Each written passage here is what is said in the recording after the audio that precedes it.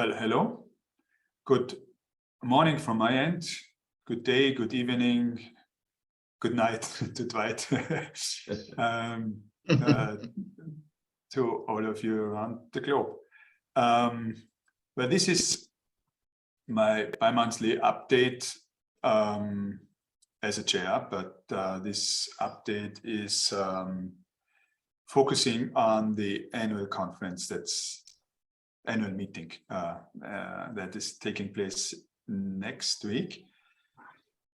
It will be our third annual meeting that is virtual meeting. And the first two meetings we had were kind of very soft meetings. We didn't have any decisions that have very big impacts. We didn't have any basic strategic discussions. And I think after 2 years, we need to go on. We cannot behave in the next time. Nobody knows when we will be able to meet in person again. We all hope that that will happen next year, but nobody is sure about that, especially with other issues on this globe. Besides COVID, we don't know how things develop. So we decided to go a little bit deeper with respect to strategic discussions and with respect of changing the way we operate now, and Icmci is operating now, because everything is changing around, and we cannot do like, we don't need to change as Icmci. This organization is becoming more and more mature, and that has effect on our governance, on our operations, and of course on the things that we are doing. And this reflects in the agenda of the annual meeting. And as there are some issues that require a deeper discussion, I'm happy to prepare this discussion with you. This is not the final discussion. We don't make any resolutions. We just want to give you a background information, and what are the things that driving us to act as we do act. So that's the purpose of this meeting. If there's nothing else from your side we should discuss, I would do so. When you have a look on the agenda, the first topics are the regular formalities that we have. It's not that they are not important. Of course, they are important, but usually we don't need deeper discussions on that. It's about the report from the board, or the reports from the different committees. And the second part of the agenda is about the Icmci strategic priorities, as we discussed that. We had a discussion in the board. I already mentioned that in my last update. That was a face-to-face meeting in Vienna. And in this discussion, we said we don't want to have the full strategic process, because we basically agree that the Icmci strategy is still a valid strategy. We don't need to have a radical change to change everything, but we need to discuss about adapting some things. And or even to decide not to adapt something. That would be also a decision. And this is what we discussed in our board meeting. And the basic outcome is that we have two task forces. One of them is the stakeholder review task force that has a look outside of Icmci, meaning that we are discussing what is our relation to stakeholders outside of Icmci. It's something important. There is a world outside of us, and organizations like our organization, they tend sometimes just to look inside, and I think it's very important to have a look outside. And the second task force is the task force that looks inside, and it's usually a topic that is it's something some people like to discuss. In this situation, I think the governance review task force and had developed several issues to discuss with you that are very important and that would level the organization of ICMCI to the up-to-date situation. And this is why I'm very happy that Dwight is here, is joining us, and he has, it's in the middle of the night, and he will join again in the afternoon. And we said, well, this might be something we need to discuss a little bit deeper. And it's not something that is proposed by the board, and most of the delegates accept the proposal. It's something that everybody needs to understand, and the background needs to be understood, because some of the issues might have an impact, a very direct impact to the IMCs and the way how we behave and the way how we operate. And this is why I'm very happy that Dwight is with us. He is presenting the outcome of the task force and the concrete proposed resolutions. So if you agree, I would like to hand over to Dwight and ask him to give his report. Well, thank you very much. The paper has gone out, so it's not my intent today to review the paper. I apologize for the 44 pages and 59 recommendations, but it has been in our history of ICMCI, we haven't had this kind of a look at our organization, so it's grown very organically over the years, and it's time to look at how we clarify how we work together. In our history as an organization, 35 years, the first 27 years was very, very much a volunteer organization. So institutes would send representatives together. It was a couple of handfuls of institutes for the first 10 years or so. And they would sit together and decide what things they could do collaboratively. And then as volunteers, they would do that work over the year between meetings that they would have. 8 years ago, we appointed an executive director, and that fundamentally changed the way we work, because now we had a full-time staff person who was accountable for helping us execute our strategy and for keeping things on track. So it really did make a huge difference in the way we worked. But all of our bylaws, all of our operating procedures are set up on this fundamental premise of volunteers do everything. So it does become time now to think about how we can do things more effectively. The best analogy that I have is the analogy of a ship. In organizations, the governance of the organization, which is in our case, the annual meeting of our delegates and the board of directors, decides the direction that we want to go and the resources that we have to get there. And the staff organization figures out how to navigate that ship to get to that place. So we have to ensure that to be effective, the governance part of our organization is focused on that direction, the strategy, where we need to be, how we need to get there, and the staff figures out the direction, figures out the details of the how, does the resourcing within budgets and so on. So with that in mind, we have looked at the various structures. Thank you to Kim, who's one of the members of the task force and joining us here today, and the other task force members, Christine from Australia. I brought all the names up here so I don't fumble them, but they're not right in front of me right now.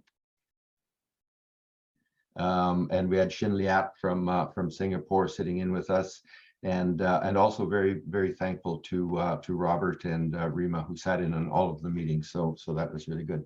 So of the recommendations, I just wanted to highlight a few of them and then talk a bit about implementation. So the main thrust of this is to really create single points of accountability for the governance of the organization, because fundamentally our institutes, the members, are the main stakeholders. They have the accountability for the organization overall. They determine its direction through the budget. They elect a board and have that board do work between meetings of the annual meeting of delegates. So that's the fundamental part of our governance organization. The operations or the management side is our secretariat, which is run by the executive director. And in this case, REMA, but in terms of the role, that role is accountable for all of the staff organization and the resources that go with that. Where there's confusion in our bylaws and in our operating documents is mostly around the committee area, because those committees have fundamentally been partly governance in terms of recommending policy, and partly implementation in terms of implementing programs that have been approved by the board. So what we need to do is really tease those apart so that we have clear understanding of what the role of the committees are. The task force is recommending that there would be 2 standing committees of the board that the delegates would require. One of these would be the Nominations and Succession Planning Committee, renamed to a Governance and Nominations Committee that would be accountable for succession planning of the board and for overseeing governance and ensuring that we're using best practices around our society, around our policy development. The second would be a Finance and Audit Committee, which interestingly enough is not required in the bylaws now, but is a really important mechanism for the delegates to understand how the resources are being used by the Secretariat. So we figured we recommend that those would be 2 standing committees. They would be accountable to the board for their work. They would provide reports, of course, to the annual meeting of delegates. This is a slight change. Well, actually, it's a pretty basic change for NSPC, because at this point in the bylaws, NSPC reports to the annual meeting of delegates. So it's a standing committee of delegates. And in the nonprofit world, that's quite unusual to have that. And from the perspective of the task force, we're recommending that that single point of accountability should be with the board. The delegates should feel confident that the board is doing the work that it needs to do and has standing committees in place to do that work where they need assistance, and that they would manage and oversee that work within, of course, the policy guidance of the delegates. That the board would then have authority, of course, to name any other standing committees that it would need, depending on variations of programming and policies and main issues that it's facing. The related aspect then is volunteers. So volunteers now are not always clear whether they're a volunteer for governance, and in other words, helping us in our policy decisions, excuse me, or whether they're volunteering with the Secretariat to help with the implementations of programs. So to clarify that, we are suggesting that each director of the board should have a portfolio. They should be recruited and elected for their expertise, that they can help the board with its deliberations. They could be a chair of a standing committee, or if there's no standing committee for that work, they could, with the board's approval, of course, put in place a task force to bring together groups of governance volunteers to do the work that is necessary. The staff organization could also put together groups of individuals, volunteers, so they can recruit volunteers to help with the implementation of programs, and they can put together working groups where people could come together to help with the implementation of those programs. The clarity that we need, though, is that there is a difference between a volunteer who is volunteering to help with the creation of policy as governance, and one who is helping to implement programs, who is doing that under the authority of the executive director, because we need to hold that executive director accountable for the work that has been delegated to that role. And that doesn't mean that people can't wear different hats. You can be a governance volunteer on this standing committee, and you can be an implementation volunteer on the other side. The last point I wanted to make is around implementation. So we're not going to be asking you to make such fundamental changes at this coming board meeting, because at this coming annual meeting, because that's just too much to ask you. There's a lot of things to think about here. Some of it is pretty straightforward, and when you read the report, you will see that I think you will agree that it just makes common sense that should be implemented. So those kinds of things, we will go ahead as your board and start implementing some aspects that just make sense.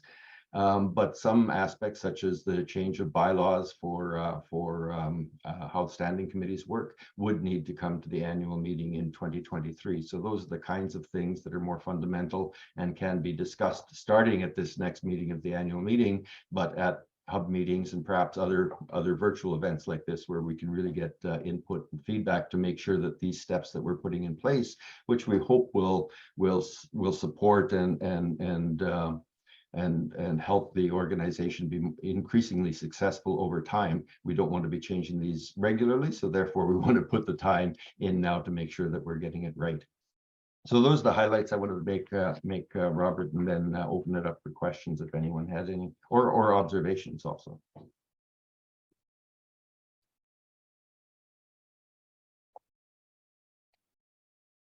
Thank you, Dwight.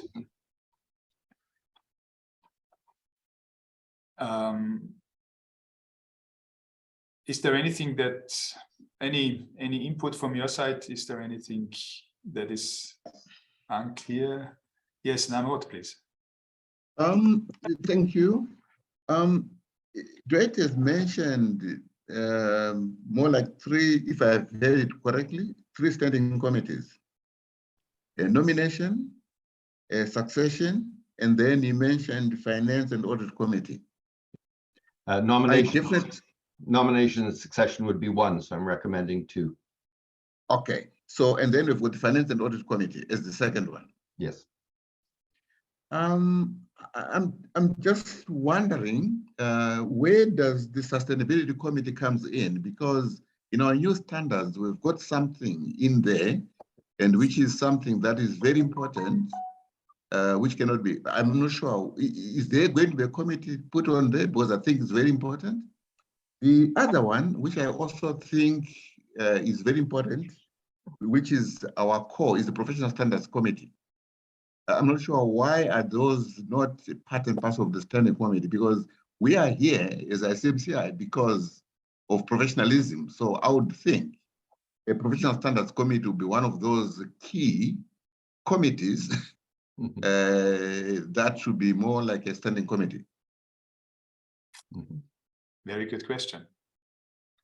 Yeah. But Dwight has the answer. Yeah.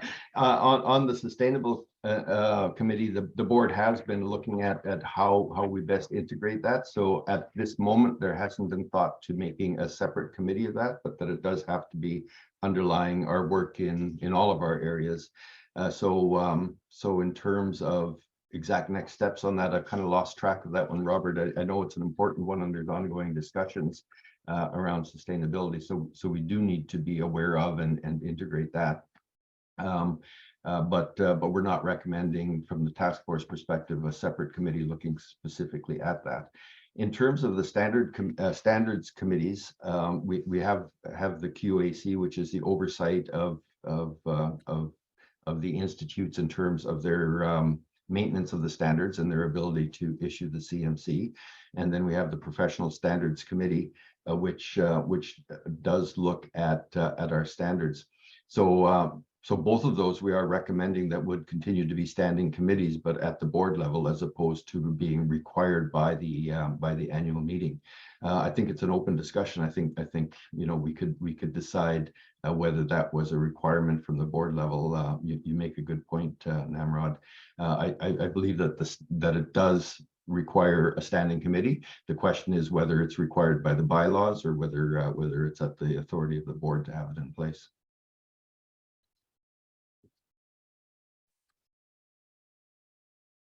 Does it answer your question, Namrod?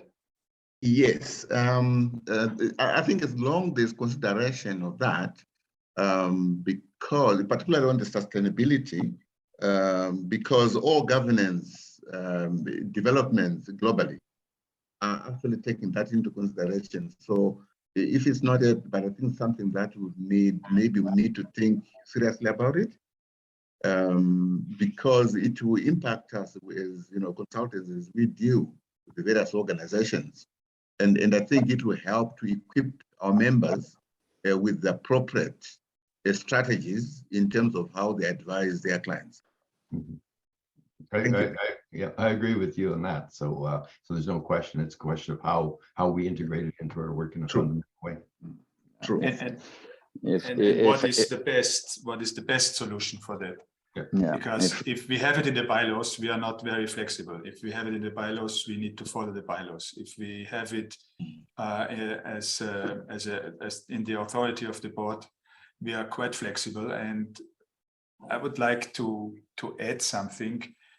We had a very deep discussion about the hubs, and we said that the existing hub concept is not flexible enough to address the different challenges in the different parts of the world. And because Europe is totally different from Asia or Africa or the Americas, all the different parts of the world have different requirements for the hubs. And then we said, okay, why don't we make the hubs as flexible as possible? And the father of the namings is Kim, he's with us today.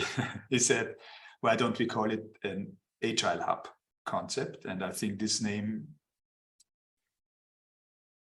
brings it on the point. It's exactly what we need. We need to be as flexible as possible. And we need to give hubs, we need to give the possibility to have hubs on different topics, not only on regional aspects, but also, for example, to address content like sustainability or young generations or whatever.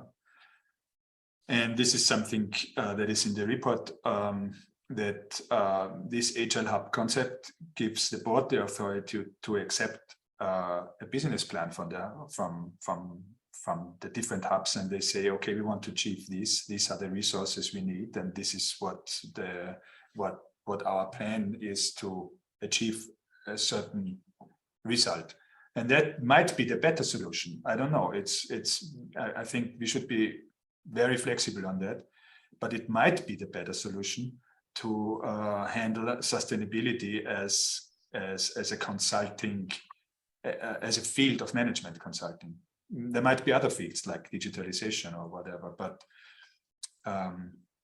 that's a little bit the background. It's not a little bit, that's the background. It's just wanted to add that. And I think that might be for the hubs, that some of the hubs have a very, let me say, quiet life.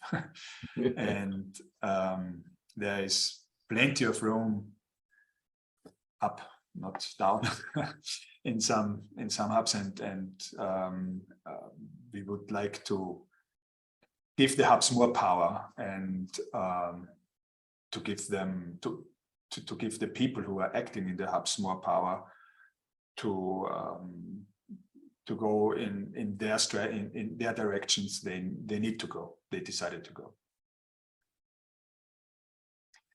Kim, did I see your hand or not? I'm sorry. I didn't raise the hand, but I actually, you said what I was thinking of.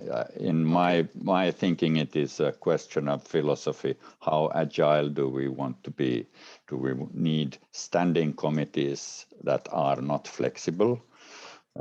If we think that the annual meeting decides to focus on something, we need a committee for that, and that's something the board have to decide. Is it enough that the board focuses on something, or is there a need of a committee? If we have in the bylaws a standing committees, that's very difficult to change. So it takes time before we can change our focus to what we really want to focus on. And I think it's the annual meeting who decides where the focus is, and the board who is executing that. And standing committees makes us very unflexible.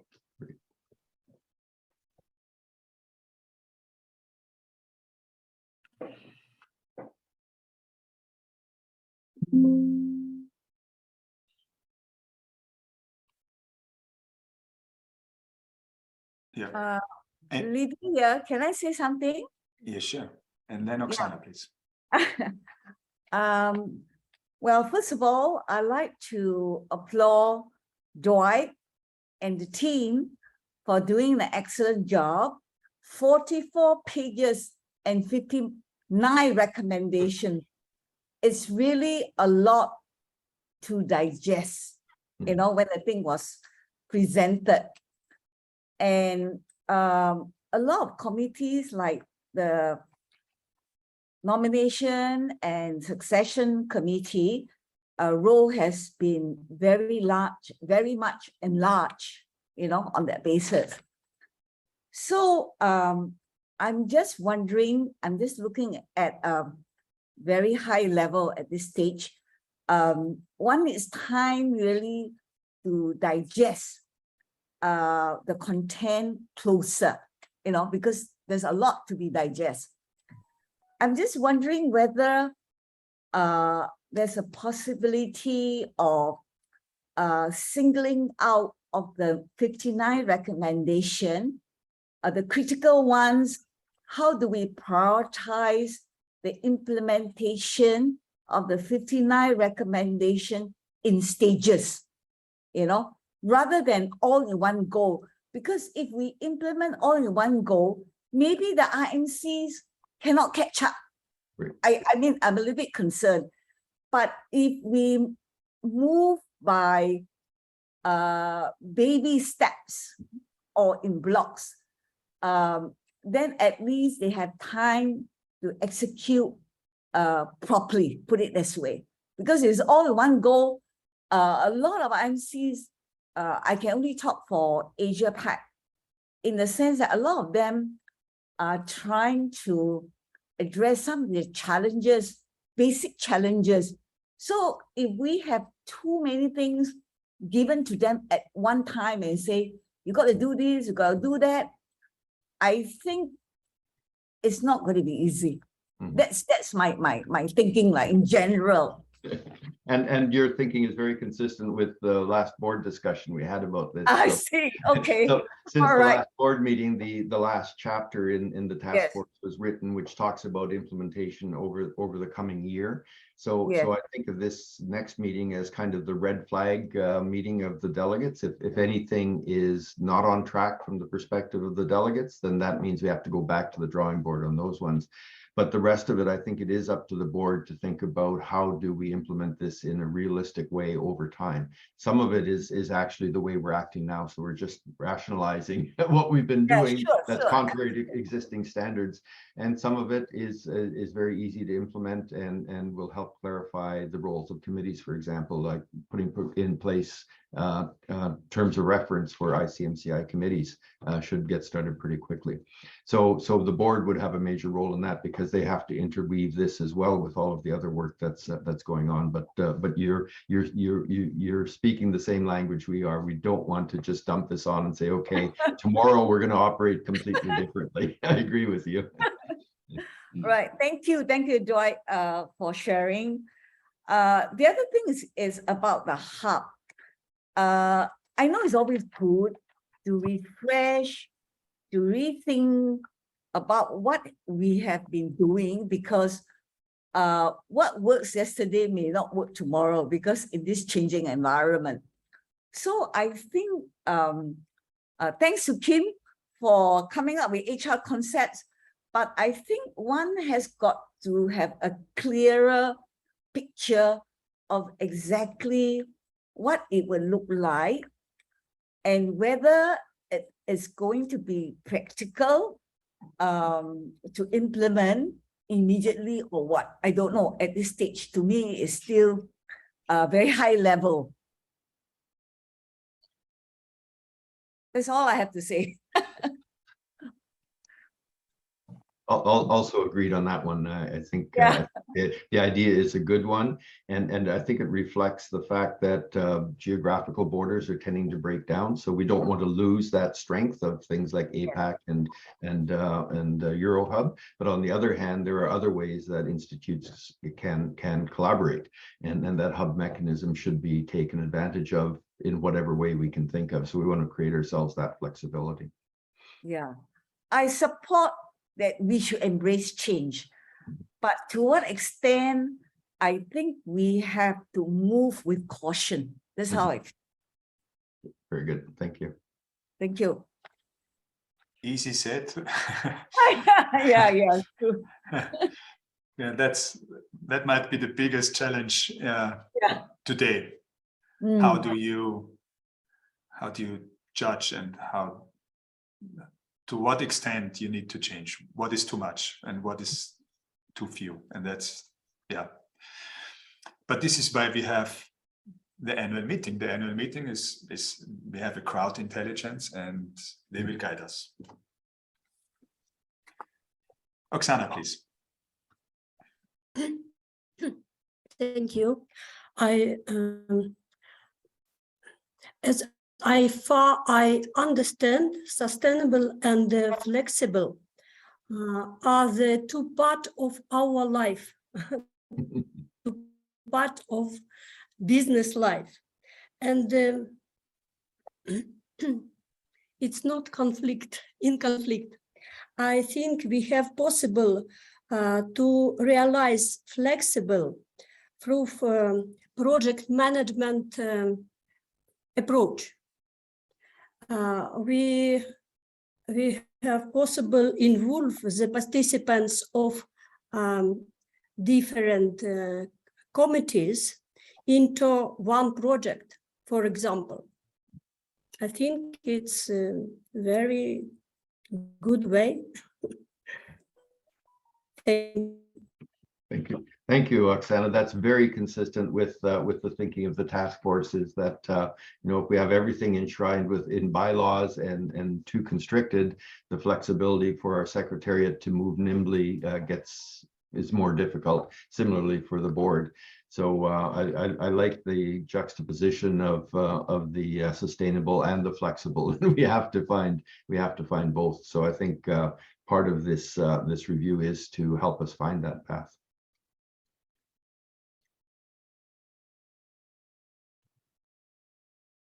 So I think those are the questions. So I'll hand it back to you, Robert. Okay, thank you, Dwight.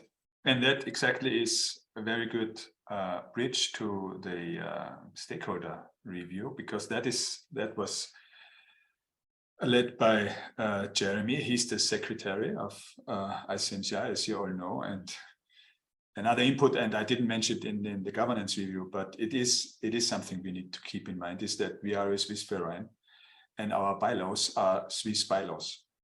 And if we change one sentence in the bylaws, it's something like a couple of hundreds or 1,000 euros that is costing us this changing, because that needs to be done by the lawyer, and it needs to be translated, and it needs to be applied in some offices, authorities in Switzerland, and so on and so forth. And this is it didn't guide us, because we said we want to have the best solution for the organization. It's not that we said we need to get rid of that because it's too expensive. I wouldn't like to say that, because it's not true. We just said what is the best for Icmci, but it is something that that we need to reflect on. And for the time being, we don't need changing of bylaws. If we do want to change bylaws, let's think about it twice, because it's not something that we should do 1 year in this direction, other year in the next direction. It's a whole basket of discussions, and it costs money. So, but that is the bridge to the stakeholder review, because that was led by Jeremy, as I mentioned. And stakeholder review had the outside look of Icmci and how we can find solutions to get more in touch with organizations that are addressing management consulting profession or industry, however you want to call it, and how we can deal with them. It's on global level. One is like we're having our annual meeting in the UNIDO office, because we want to connect a little bit. We want to connect with UNIDO. They have many tasks with regards to management consulting, and they are very happy to connect with us, and it's a win-win situation.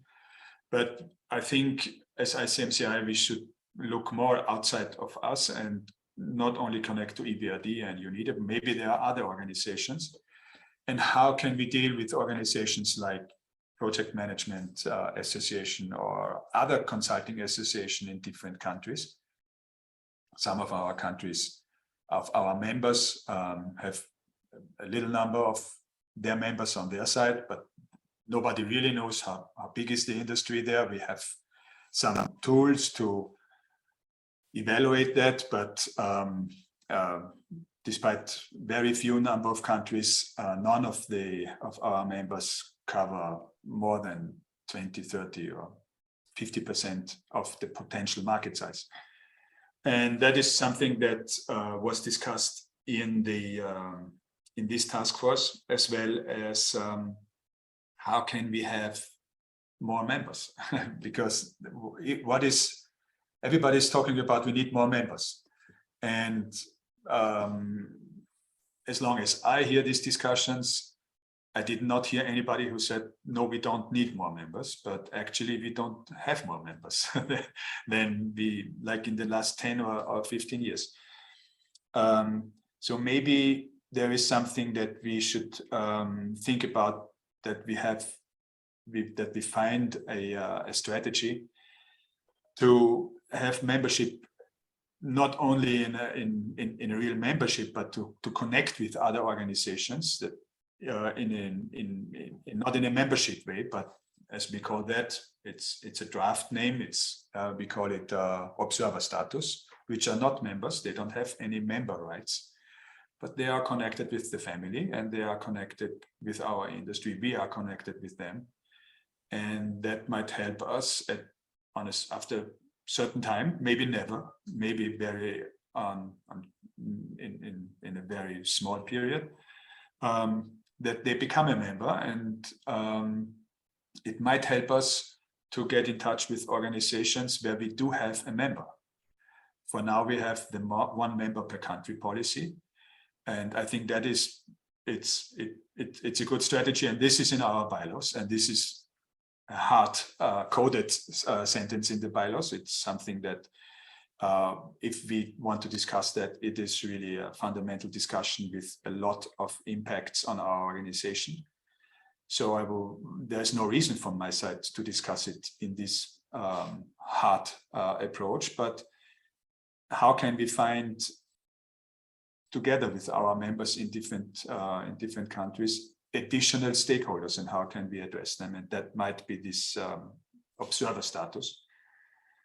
By the way, we do have a very small example in this direction, because we do have a liaison. No, we do have an affiliation, sorry, with a consulting organization that is focused on the consulting in the field of kitchens, large catering kitchens, and they have our ISO 20700 training curriculum. We adopted that for them, and they pay us a little money, and they use our ISO trainings to address their members. And they are not based in one country. They are based in the western part of Europe, in the Netherlands and Germany and France. And they don't say we are a German organization or we are a Dutch organization. They say we are addressing a special market with special resources, and we want to deal with you. We want to be integrated, not as a full member, but we want to be integrated in the communication, and maybe we have common ideas. Maybe we have common strategy, like ISO standard, for example. And this is the reason why the task force is recommending to think about this observer status. It might also help us with some members who have difficulties, because in their country the situation is so bad that they cannot be a full member, because they are not able to pay their fees. They are not able to award certifications. And unfortunately, we do have very few number, but we do have 2 members that, for the time being, it would be unrealistic that we say this will change in the next couple of months or maybe a couple of years. It will take much longer. But they still want to be part of our family, and they still want to be integrated in our discussions, but not in the formal aspect.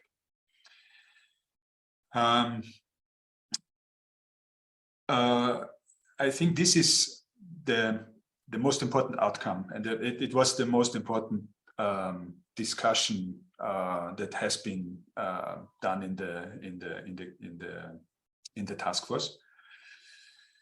It is a recommendation, and I think it is something that might reflect in some reflexes by the IMCs, because they might be feeling as it is bad news for IMCs. I think it's the other way around. It's something that gives us the opportunity to address more stakeholders in the country, and then on this in this direction to get connected within the country. The IMC is still one IMC. There's only one organization that is able to award the CMC. It's not a competition. It's not. We don't want competitors in the country that are competing in the market, and who is awarding the CMC for less money is winning. We want to have even higher standards with regards to CMC. That is still our most important product, but maybe we are not up to date anymore with addressing the market. So I would like to put that on the table. It's I know it's something that might be a little bit emotional, even for some members. It might be a little bit emotional, but I don't think it. I think it's worth to discuss. Let me have a look on the recommendations, but I think that is, as you can see in the report from the review, from the stakeholder review task force, there are 3 recommendations, not 59, and that is the one that is most prominent, as I would say. Any input from your side? Any ideas? Any first thoughts?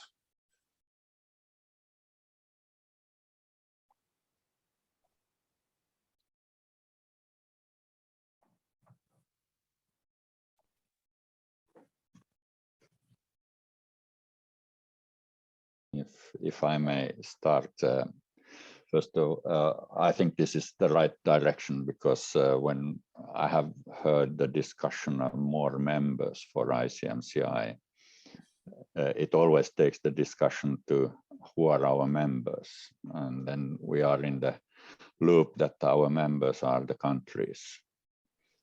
And then it means to us that we need to get more countries as our members. And I think that doesn't really fit into our mission if we say that we want to build the profile, recognition, and influence on the profession and its practitioners globally. That means we should have a better impact to the management consulting industry and to the management consultants in the world. And perhaps the amount of getting more countries involved isn't the right way. Perhaps it would be better that we get the industry better involved and the consultants better involved in what the ICMCI is doing, so that our impact is better. And in that sense, I think, for example, the first recommendation is in a very right direction.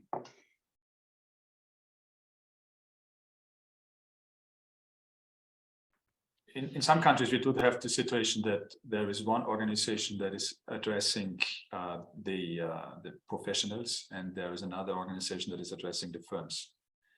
And usually they don't compete. Usually they collaborate.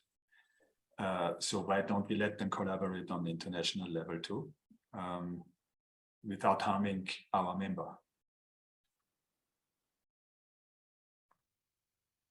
Yes, and also thinking of large management consulting companies, why would they need to be members in 50 different countries? Yes. Yeah. in order to get the same information from all those 50 channels.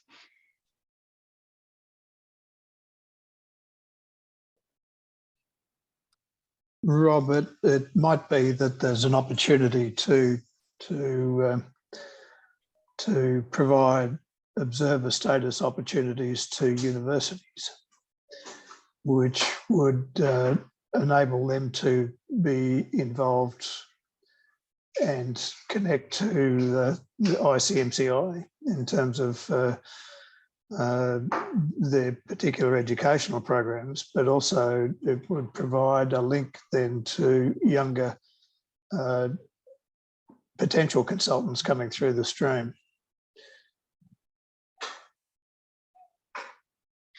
Just a thought. Absolutely, sure. Namrod, please. Yes, I think it's a very good suggestion that maybe it will help us grow. In our case, we've set up a task force to do precisely what you're, what you suggested. It's early days now, but so far it looks like we might be having a breakthrough. But it's early days, so maybe in subsequent meetings we'll be able to report on it. Where we've targeted, we've had discussions with the tertiary institutions for us to collaborate. We've had discussions with the neighboring countries. Again, we've had success with one country already, where we've signed an MOU. And also, we are also targeting large firms that provide internal consultants. Again, we've had some bit of success there, but I'm saying it's early stages. But it looks like, I think it's encouraging with the task force that we've put in place. Maybe in the subsequent meetings, we'll be able to, to possibly give you the results. So on the corporates, what we've done is that we have provided training in management consultants, the management consulting fundamentals, to say from a professional point of view, what are we looking at? And encouraging them that maybe they will also need to do to get certification. And then align in terms of what they do. So far, we've had one corporate that is actually going through that route, but they are still, to go through the certification process.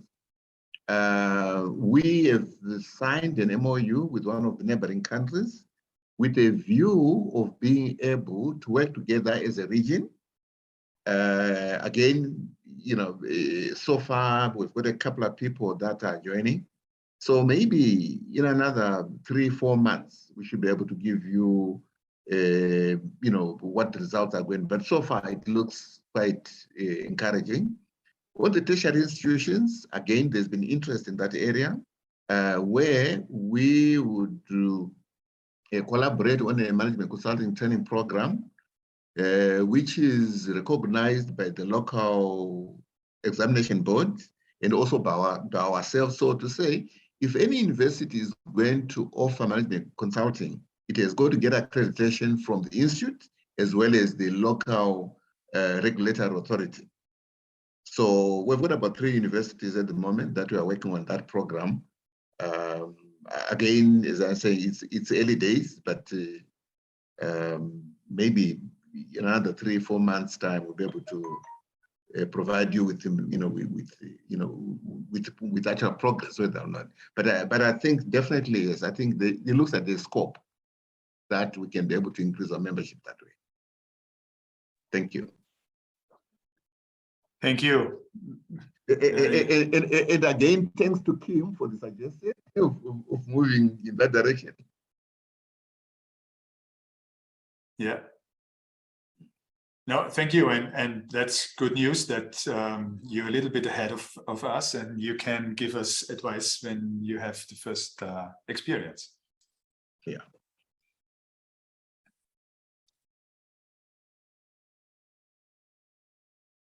Okay.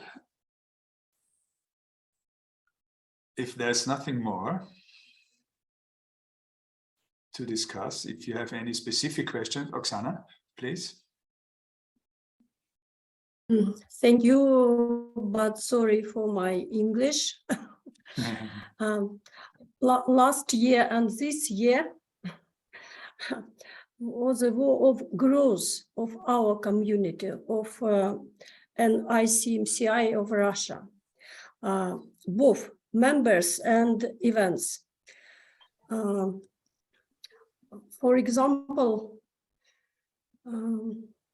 the additional education program for consultants has started and continues to work. It's there was a group developing knowledge and skills of project management. It's very very good topic about our business, project management. But there are other initiatives, and I think the new group of education involve more and more members for our community, and connect us with business, with others, communities, and with organization. The last 2 years show us that this way is good. Thank you. Yeah, thank you.